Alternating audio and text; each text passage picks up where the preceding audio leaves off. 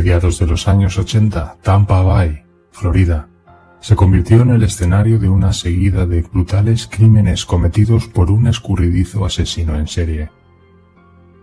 La policía se encontraba de manos atadas, sobre todo porque no había ninguna pista que les ayudara a dar caza a ese asesino, hasta que un particular caso de secuestro les ayudó a resolver el complejo puzzle.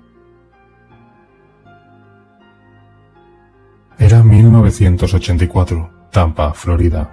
Una zona roja particularmente ruidosa llamada el Strip comenzó a atraer visitantes anónimos que buscaban alcohol, drogas, juegos de azar y sexo barato. Los clubes nocturnos y bares proliferaban de forma exorbitante a la vida nocturna y dejaba grandes dividendos a los propietarios de dichos antros. Las prostitutas hicieron de las calles de Tampa una verdadera pasarela, y los hombres solitarios que visitaban la ciudad por la noche contaban con un abanico de posibilidades para terminar su velada. En mayo de ese mismo año, el oficial de policía del condado de Hillsborough, Gary Terry, fue alertado por el hallazgo del cadáver de una mujer abandonado en el sudeste de Tampa, en la calle East Bay. Dos chicos se encontraban jugando cuando se toparon con el cuerpo. Avisaron a sus padres, y estos llamaron de inmediato a la policía. Cuando el oficial llegó a la escena y vio el cadáver, comprendió que aquello no era un simple homicidio. La muchacha yacía desnuda y boca abajo sobre el pavimento, cerca de una barricada al final de la calle.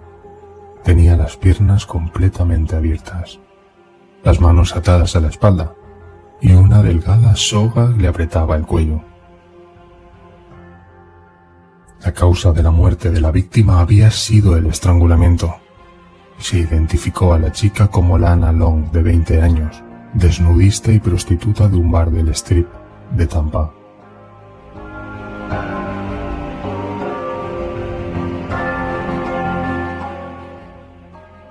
Los investigadores, acostumbrados a todo tipo de crímenes, tuvieron un mal presentimiento con respecto a aquel caso. A principios de 1980, las víctimas de homicidio atadas eran realmente una rareza, por lo que aquel asesinato no pasó desapercibido por los agentes más veteranos, que instaron a tratar de resolver aquel crimen lo antes posible. Lamentablemente, los investigadores contaban con dos pistas bastante vagas. La primera era la huella de un neumático, descubierta en el lugar del hallazgo. La segunda, una fibra roja de nylon, que se encontraba en el cadáver de la chica. Aquello no bastaba para realizar ningún tipo de investigación.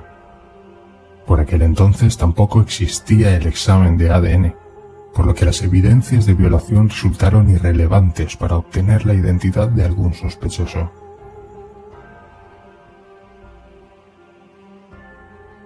Un par de semanas más tarde, el cuerpo de otra prostituta es encontrado al este de la ciudad de Tampa.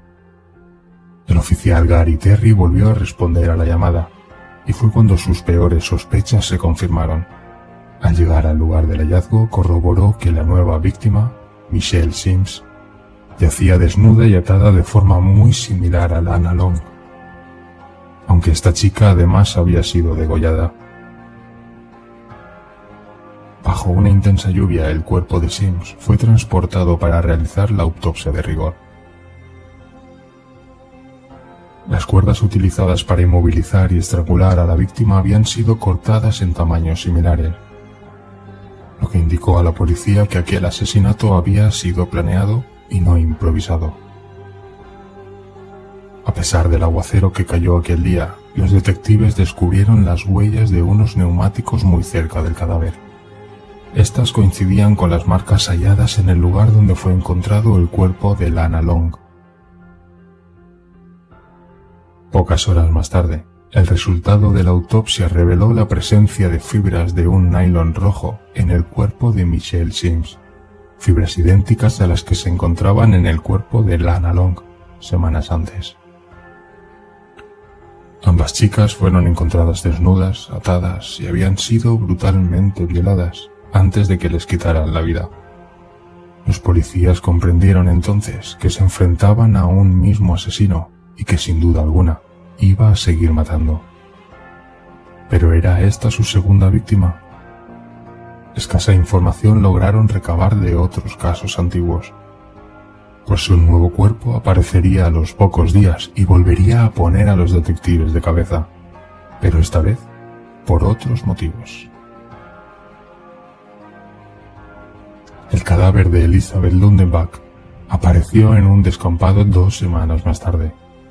No estaba atada y se encontraba completamente vestida. Tampoco mostraba señales de estrangulamiento. Aquello conmocionó a los investigadores, quienes se rehusaban a creer en la existencia de un nuevo asesino, el cual tendría un modus operandi totalmente distinto. Cuando un nuevo cuerpo apareció, semanas más tarde, las teorías del posible asesino en serie comenzaron a complicarse. Chanel Williams era otra prostituta del Strip, al igual que las víctimas anteriores. Fue encontrada bajo la cerca de una granja, en las afueras de Tampa. Se encontraba vestida y había sido asesinada de un disparo en la nuca, además de todas las diferentes con los crímenes anteriores. Esta víctima era de raza negra. Definitivamente, nada parecía encajar, al menos hasta que los análisis forenses revelaron que ambos casos se encontraron fibras de nylon color rojo. Todo parecía indicar que el asesino que estaba buscando estaba tratando de despistar a la policía cambiando sus métodos homicidas e incluso el perfil de sus víctimas. Aquello era completamente inusual. Antes de que el crimen de Chanel Williams fuese vinculado al mismo asesino, los periódicos locales ya habían dado la alarma de un posible asesino en serie recorriendo la zona. A pesar de que la policía redobló sus esfuerzos y patrulló incansablemente el Strip, no obtuvieron ninguna pista. Después de todo, en aquellos lugares todos parecen sospechosos. Solo una semana después del hallazgo de la cuarta víctima, Karen Dishfien, otra prostituta del Strip, fue encontrada estrangulada. El cuerpo de policía de Hillsborough se encontraba anonadado y tremendamente frustrado. El asesino estaba refinando sus métodos y reducía de esta forma alarmante el espacio de tiempo entre asesinato y otro. La comunidad se mostraba indignada y las prostitutas del Strip estaban aterradas. Aún así, como todas las noches, los bares nudistas volvían a abrir y las chicas salían a la calle en busca de clientes. Después de todo, era la única forma de conseguir dinero. Y al mismo tiempo, el asesino seguía recorriendo Tampa en busca de su próxima víctima.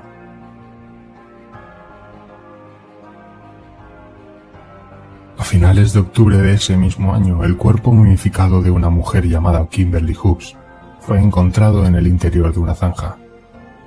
Hobbs era una prostituta del Strip que había desaparecido varios meses antes, pero nadie había denunciado el hecho. Una vez que se le realizó la autopsia, las fibras rojas de nylon volvieron a aparecer en el cadáver, ligando este nuevo crimen a las 5 víctimas del asesino en serie que tenía toda la policía del condado de Hillsborough de cabeza. 6 mujeres habían sido cruelmente violadas y asesinadas por un mismo sujeto. No existían más pistas que unas fibras rojas de nylon que ligaban todos los asesinatos, además de un par de huellas de vehículo halladas en algunas de las escenas del crimen. No habían sospechosos ni testigos, una verdadera pesadilla para cualquier investigador involucrado en este tipo de casos. Pero solo 4 días después del descubrimiento de la 6ª víctima, un hecho aparentemente aislado terminaría por darle a la policía una valiosa pista que terminaría por vincular a un sujeto con los asesinatos que tenían en vilo a la comunidad. Una chica de 14 años llamada Lisa McVeigh acudió a la policía declarando que había sido secuestrada por un hombre que la encañonó con un revólver mientras volvía a casa en su bicicleta. Era de noche, no había testigos. El sujeto la introdujo en un vehículo, la maniató y le vendó los ojos.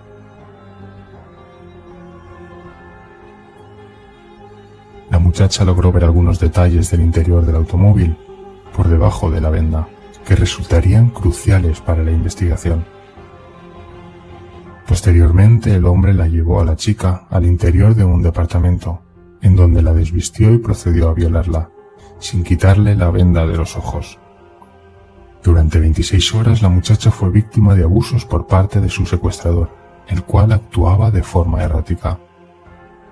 Según la muchacha, este se comportaba tímidamente a ratos, para luego violarla con furia. La introdujo en una bañera y le lavó cuidadosamente el cabello.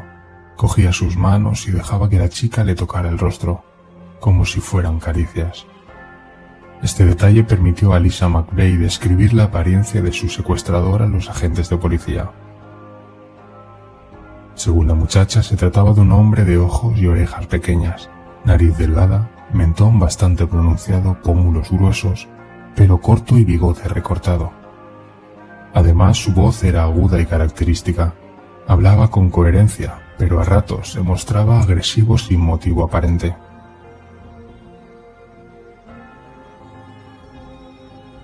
A medida que pasaba el tiempo, su captor se comportaba cada vez más tierno, aunque le confidenció que estaba haciendo todo aquello porque odiaba a las mujeres. En cierto momento el hombre le preguntó a la joven: ¿qué voy a hacer contigo? Habían conversado durante varias horas, ambos habían hablado bastante, y el asaltante ya no parecía tan agresivo, por lo que Lisa trató de convencer al hombre de que fueran novios. Ella le ofreció quedarse a vivir en aquel apartamento si él así lo deseaba. Le dijo también que no parecía un mal tipo, y que lamentaba mucho si alguien lo había herido en el pasado. Al parecer, el sujeto se sorprendió ante las palabras de la astuta niña. Le dijo que no podía quedarse allí, y le prometió que irían en su vehículo y que la dejaría cerca de su casa, y así fue. Posteriormente, la chica acudió a la policía para narrar la historia.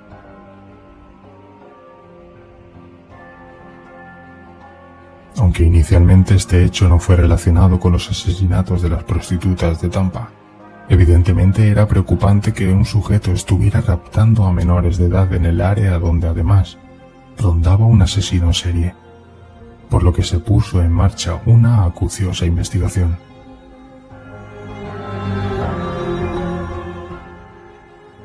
Solo 3 días después de este incidente, el cuerpo de otra prostituta, llamada Virginia Johnson, le indicó a la policía que el asesino había vuelto a atacar. Era la 7ª víctima y aún no había ninguna pista que llevara a los investigadores a pensar que aquello acabaría pronto.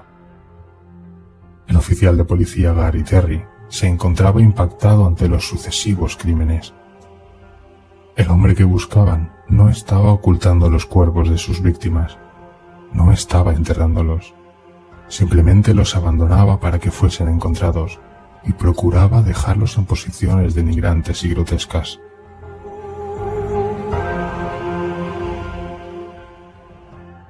El 12 de noviembre, Terry recibía una nueva llamada.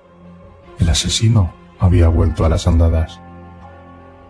Kimberly Swan era una prostituta que trabajaba en el mismo bar donde lo hacía Lana Long, la primera víctima. Solo con ver la posición del cuerpo, Terry supo que se trataba del mismo homicida. Era la 8ª prostituta asesinada en Tampa. La evidencia comenzaba a acumularse, pero no se llegaba a ninguna conclusión satisfactoria.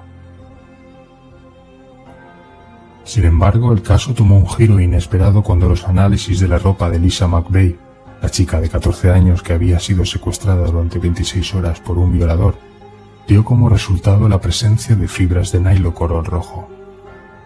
Estas eran exactamente iguales a las halladas en los cadáveres, lo que sorprendió enormemente a la policía.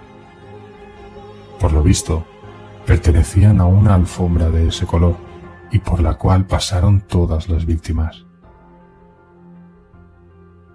La primera pregunta que comenzó a acosar a los investigadores fue: ¿Era realmente posible que un desalmado psicópata y asesino en serie que masacraba a mujeres sin piedad dejara en libertad a una chica que tenía secuestrada, corriendo el riesgo de ser identificado y atrapado? No parecía lógico, sobre todo si consideramos que el asesino había llegado a un punto en el que quitar una vida más no haría gran diferencia. Sin perder tiempo, los agentes interrogaron a Lisa, y ésta recordaba bien el vehículo y todas sus características, a pesar de que iba vendada. Describió a su captor gracias al tacto e incluso recordaba parte del recorrido del coche, y siguió a los policías hasta unos departamentos en donde, en teoría, podría haber permanecido esas 26 horas de terror.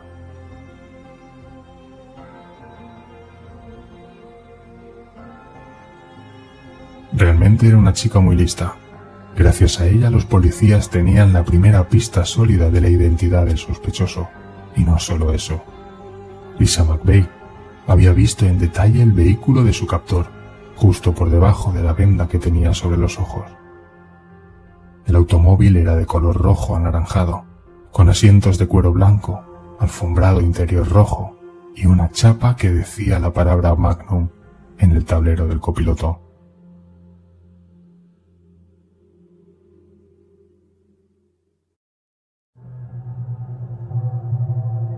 Con esa importante información, la policía revisó los registros de todos los Dodge Magnum rojos que estaban situados circulando en el estado y finalmente dieron con uno.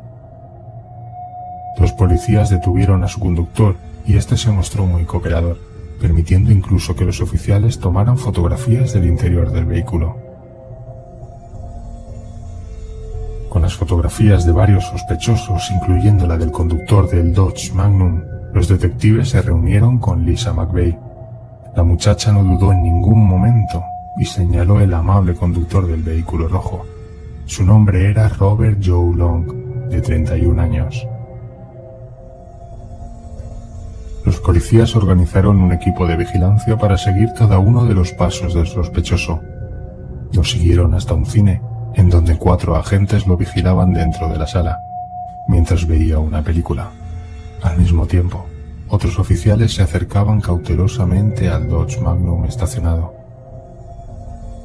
Gary Terry se encontraba comunicado por radio con los agentes y les pidió que revisaran las marcas de los neumáticos, corroborando que estos coincidían perfectamente con las huellas encontradas en las escenas de los asesinatos.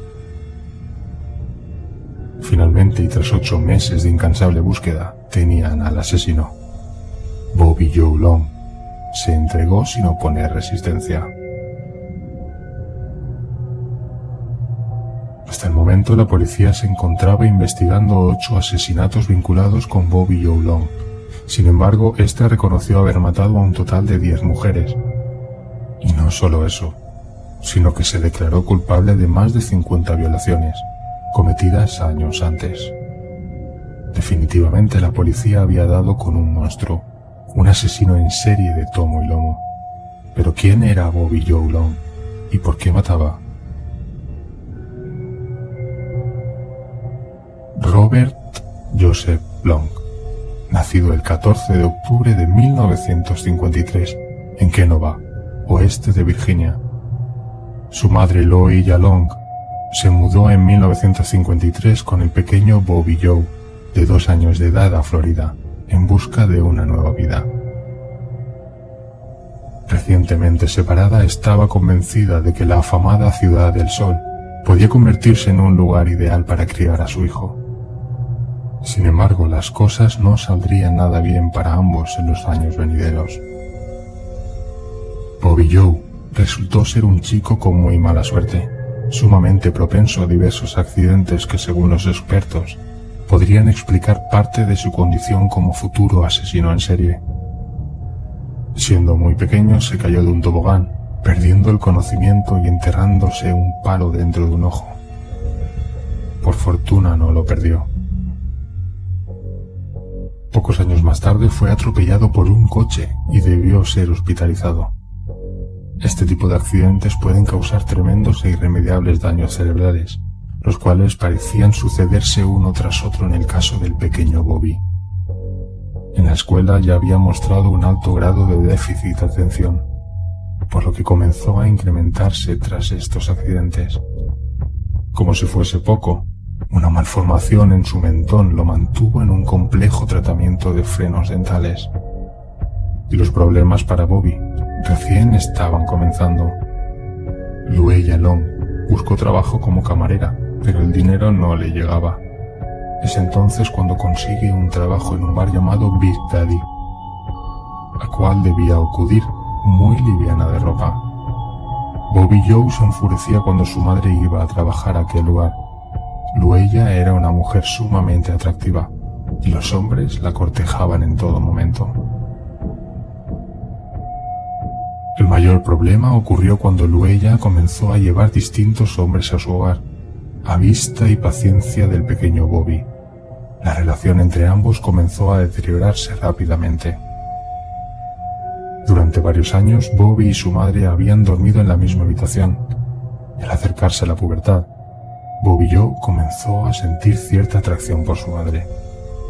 El muchacho tenía rabia y vergüenza porque se excitaba debido a que se encontraba en pleno despertar sexual, mientras ella se paseaba por la casa semidesnuda. Existe un momento en la pubertad de un niño en el cual se comienzan a desarrollar sexualmente. Es un periodo complejo, en el cual experimentan sensaciones nuevas y desconocidas. Reaccionan involuntariamente ante el cuerpo de una mujer, y muchas veces suele ser incómodo, pero aún así, esto ocurre con su propia progenitora. A pesar de todo, Luella siempre trató de ser una buena madre. Todo lo que ocurría en casa, con Bobby, lo atribuía a celos infantiles por parte de su hijo. Sin embargo, Bobby Joe reconocía como por siempre una ocasión en la cual ambos se fueron de vacaciones a la playa, y él casi se ahoga. Tuvieron que rescatarlo, y su madre no se había percatado porque se encontraba coqueteando con un hombre, en vez de estarlo vigilando. Todo aquello fue generado y era una ira incontenible en aquel chico. Es a la edad de 11 años cuando un nuevo golpe remeció la autoestima del niño. Bobby Joe Long comenzó a desarrollar pechos. Sus compañeros de escuela comenzaron a molestarlo de forma permanente. Cuando salía con otros chicos a la piscina, jamás se quitaba la camiseta. Pronto tuvo que acudir al médico, en donde se descubrió que Bobby había nacido con un cromosoma X extra, lo que producía que su cuerpo se manifestara de forma femenina. Evidentemente resultaba bastante vergonzoso para él.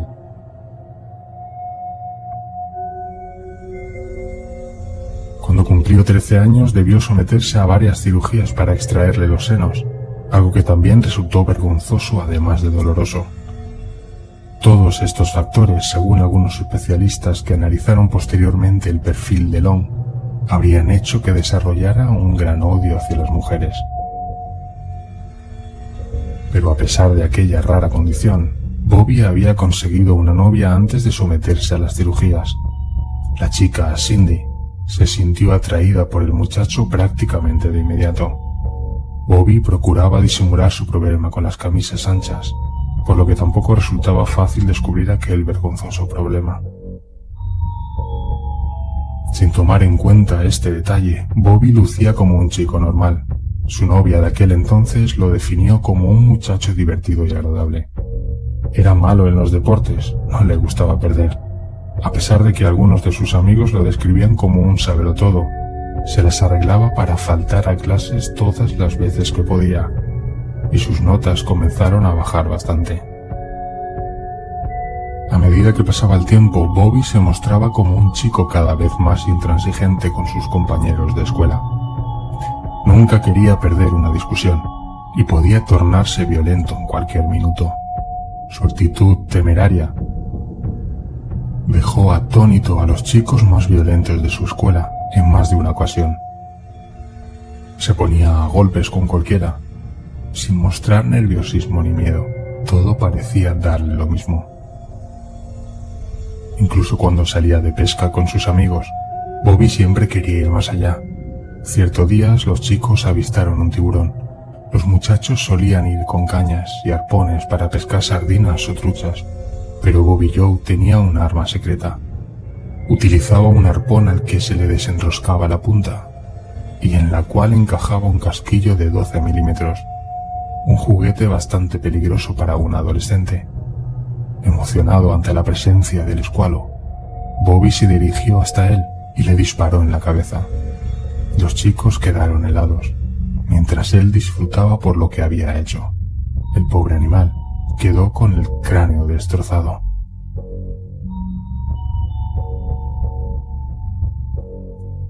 Bobby Joe Long no terminó la secundaria, sin embargo continuó su relación con Cindy, su eterna novia. Ambos parecían muy felices, si bien Bobby era un chico travieso, al cual le encantaba jugarle bromas a la gente. Era alguien muy atento y cariñoso con su chica. En 1972, Bobby Joe Long busca encauzar su vida y se decide unirse al ejército de los Estados Unidos. Destacó permanentemente durante su estancia en el ejército y recibió varias condecoraciones. Al parecer, todo aquello le había venido bastante bien.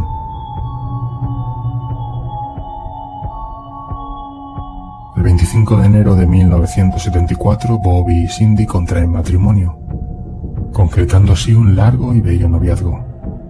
Pero el 14 de marzo de ese mismo año, Bobby Joe Long sufriría un grave accidente de motocicleta. Un hombre mayor no lo vio venir y lo embistió con su vehículo, haciéndolo volar casi 30 metros antes de aterrizar con la cabeza. Después de aquel grave accidente, Bobby Joe Long no volvió a ser el mismo. Su apetito sexual se volvió incontrolable. De hecho, las mismas enfermeras que lo atendieron durante su recuperación en el hospital aseguraban que Long se masturbaba varias veces al día entre las sábanas.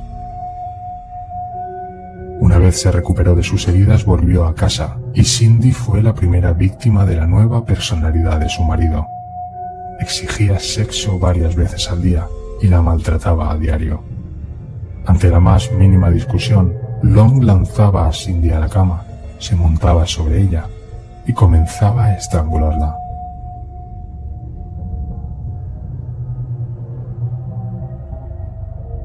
Con los años, las palizas comenzaron a intensificarse, hasta que Cindy terminó hospitalizada.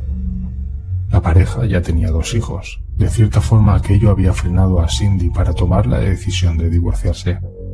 Pero luego de volver del hospital, cogió una escopeta y apuntó a la cabeza de Bobby mientras éste dormía en la habitación matrimonial. La alarma sonó y Long se despertó. Vio a su mujer apuntándolo con el arma y le dijo: «Adelante, perra, no tienes agallas». Aquello fue el fin de una relación que había comenzado años antes, como un inocente amor adolescente. Cindy terminó por solicitar el divorcio, el cual se le concedió en 1980.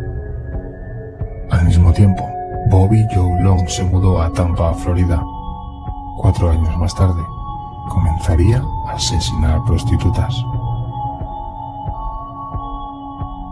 Pero Long había comenzado su carrera criminal una década antes. Solía revisar los anuncios clasificados, principalmente aquellos en donde el contacto era una mujer que pretendía vender muebles de dormitorio. Se presentaba en el hogar de la vendedora como no interesado, y si ésta se encontraba acompañada, observaba el mueble y se excusaba diciendo que no era lo que estaba buscando, para luego retirarse. Pero si la mujer estaba sola, aprovechaba para introducirse en la casa, someterla, violarla y huir. Fue conocido como el violador de los anuncios clasificados, y la policía nunca pudo atraparlo, hasta 1984. Bobby Joe Long nunca se mostró arrepentido por sus crímenes. Aseguraba que le resultaba imposible detenerse, que sus deseos sexuales lo atormentaban y que solo violando y asesinando lograba calmarse por 1 o 2 semanas, a veces un mes. Pero aquello seguía impulsándolo a cometer más y más asesinatos. Jamás se habría detenido si la policía no lo hubiera atrapado.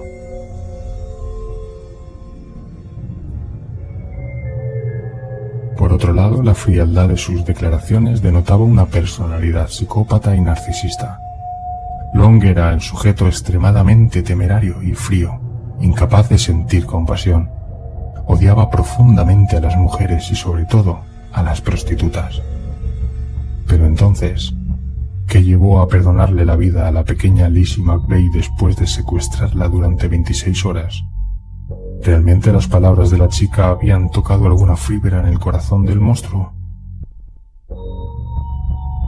Algunos psiquiatras creen que debido a que McVeigh era una menor de edad, inocente y confiada, despertó en Long una contradicción. Odiaba a las mujeres, sí, pero todas sus víctimas habían sido prostitutas. Aquellas mujeres que negociaban con su cuerpo, que vestían ligeras de ropa y que arriesgaban en las calles de Tampa Bay.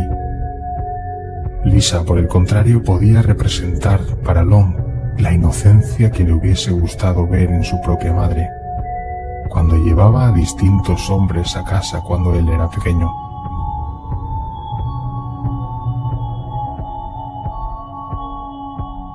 Durante el juicio, Long se confesó culpable de cada uno de los crímenes. Parecía que quería colaborar. Su relato parecía de emoción y contrastaba con la dulce voz con la que iba describiendo los asesinatos. Sin embargo, por un momento se mostró enfadado. Llegaría a escupir a una de las cámaras en un arrebato de ira. Quizás esa actitud sería la única que retrató al brutal e inacurado asesino que tenía atemorizadas a todas las mujeres de Tampa. Uno de los pocos momentos en los cuales Long dejó caer su máscara de normalidad ante el jurado y los medios de comunicación.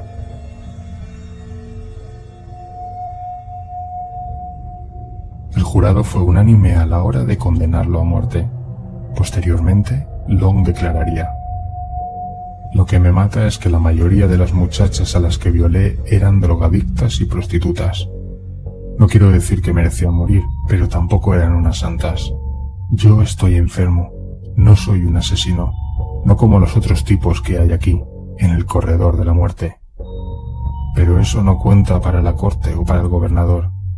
El maldito Bob Graham necesita matarme para reelegirse, al igual que lo hizo con Ted Bundy. Todavía está a la espera de ser ejecutado en la cárcel de Florida, y actualmente tiene 62 años. Aunque este caso pudo resolverse, las preguntas salen a flote casi de forma inmediata. ¿Long fue una víctima de una vida perturbada o simplemente nació para matar? ¿Fueron los traumas cerebrales los que lo llevaron a transformarse en un asesino en serie, o el odio hacia su madre y las mujeres? En un par de entrevistas, Long asegura que se trataba de un deseo incontrolable, a pesar de que afirmó haber tratado de lidiar con este. Terminó por convertirse en uno de los asesinos en serie más trascendentes de los Estados Unidos. Lisa McVeigh, la chica que fue secuestrada y violada por Long cuando solo tenía 14 años en 1984, hoy trabaja como agente de policía de Florida. Aquel episodio la inspiraría para tratar de ayudar a la comunidad y evitar que hechos como los que ella misma vivió se volvieran a repetir.